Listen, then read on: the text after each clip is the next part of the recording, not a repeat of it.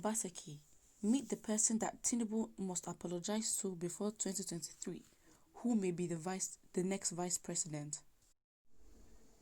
The whole thing just feels disingenuous and also very, because it's like, for example, with Obaseki, he had to decamp from APC to PDP to win, and obviously the article says it's likely that he could just decamp, and people are just decamping, and it's like, so there is actually no party. It just depends where the Godfather is placed, because wherever he's placed, that's where the power would be used against you or for you. So again, it just seems disingenuous, and it's like we can't even trust these people. We don't even know them. They don't appeal to the people. So it's like, okay, fine. We can't just be like, oh, you have to apologize. The people have to decide, and what would make that deciding factor is how they appeal to the people, not by giving them food, not by going on the street and giving them fake promises, but like, we are going to hold you responsible, and if you're not going to answer us understanding that violence is the only language you understand, then we'll hold you responsible in that way. But the thing is, there's so much lack of trust in Nigeria that for us to start rebuilding it, I don't think everybody will be willing to do that. So again, we have the people they have to appeal to the people. You just can't be like, because of the Godfatherism and its network and connections, then this Godfather can just place somebody in any position that they want. Obviously, with the NSAS movement, we now know the Nigerians are not dumb, they're not docile, they're not sitting down there just thinking, oh, what's going to happen? They just control our futures. Absolutely not. So with the awakening that's happening now, it is very, very unlikely that Godfatherism, obviously in some way or the other, will have its manipulations and manifestations, but there has to be an appeal to the people that you can represent us and we will support you. Because now a lot of Nigerian masses are going out, and if there's a general public opinion and let's say the results come out rigged, everybody knows it's rigged because everybody went out to vote and we knew what we were doing, if you can understand what I mean. So with Godfatherism and who needs to apologize to who, it doesn't really matter for 2023, because with the awakening that's happening for Nigerians right now, there has to be an appeal for Nigerians to actually want to vote for that person, hold them responsible to put them in government. Well, think about this in the comment section and your opinion. Put it on there, and do not forget to like and subscribe. The state, Mr. Akinwumi Ambode, and must do so before 2023 presidential election. Ambode, just like Goodluck Jonathan, handed over power by not making war with his godfather, Bola Ahmed Tinubu, during the 2019 Lagos gubernatorial election. For his godfather, Mr. Bola Ahmed Tinubu, who was also the national chairman of the APC, made a public mockery of Akinwumi Ambode back then in 2018 by making us believe that the governor failed in his electoral promises, and as a result of that, the party wishes to replace him with Babajide Sanwo-Olu, the incumbent governor of Lagos. He even protested on TV, and with him was some part of Lagos which campaigned for Babajide Sanwo-Olu, neglecting what Ambode did for Lagosians.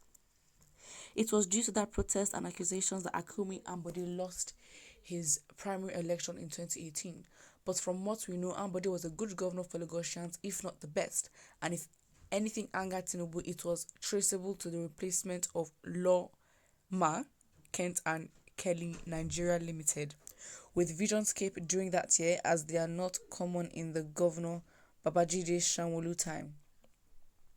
So Tinubu should apologize publicly to the person of Mr. Akinwumi Ambode for denying him his political right as a governor to be re-elected for a second term, in my opinion. Mr. Akinwumi Ambode is not any way comparable to the incumbent governor Babajide Sanwo-Olu, judging from Lagos' present situations like insecurity, clashes between rival cult members, and many more, which were almost silenced during Akinwumi Ambode's administration. So if Tinubu considers the leadership of the APC in Lagos State and the presidential position, he should tender an apology to Mr. Akinwumi Ambode without hesitation. He should do so because Ambode is likely to decamp to PDP.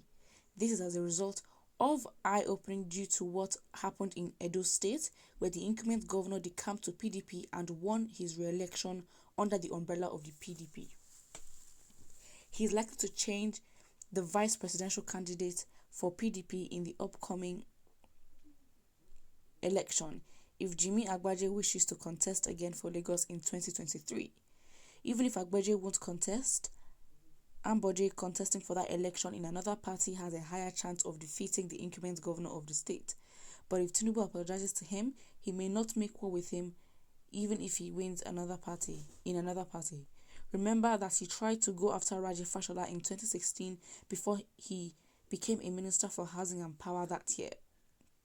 Tinubu must act fast before it is too late. Well, as you have gone through the write-up or heard what it says, what do you think about this?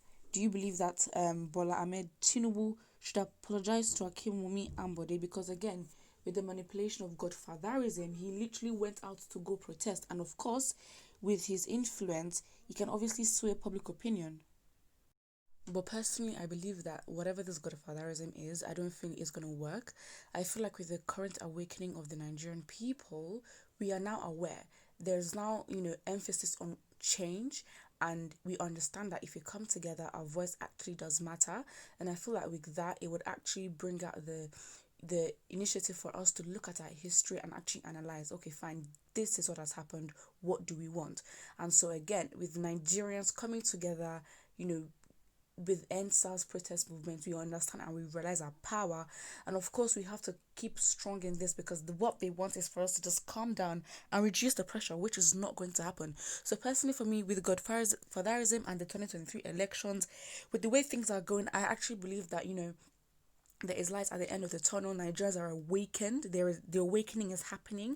We are coming together. Everybody's tired. No one wants to be stagnant. And there is no way you can call Nigerians lazy or docile or very just ignorant, because it's like we just sit down there and we don't want change to happen. Change is going to happen. So whoever, or obviously with godfatherism, with the net of the background dealings that go on, of course the manipulation is still going to continue. But as Nigerian people, we need to come together and be like, okay, fine, if we're voting for you, we are publicly gonna make you accountable. So if you don't do this, what should be your punishment? What should we do to you for not fulfilling your end or your obligations as as in your position, as because we are the one that put you in that place.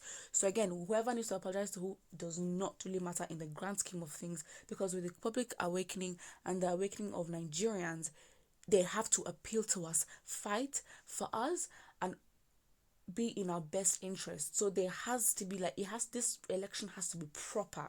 I think there has to be manifestos, there has to be debates, even from the top to at least even the bottom level of who can actually watch and who can't watch. But if they could do it in pidgin or anything, no matter what, they have to appeal, and we have to publicly make them responsible for who we put in power. Because with that, then obviously, the trust has already been broken. So it's like when Nigerians trying to tell them to rebuild trust, it's not going to happen anytime soon. Everyone is selfish, and it's like, okay, fine, you just have to be in our best interest, and that's the only thing that matters. Well, put what you think about this in the comment section. Do not forget to like and subscribe.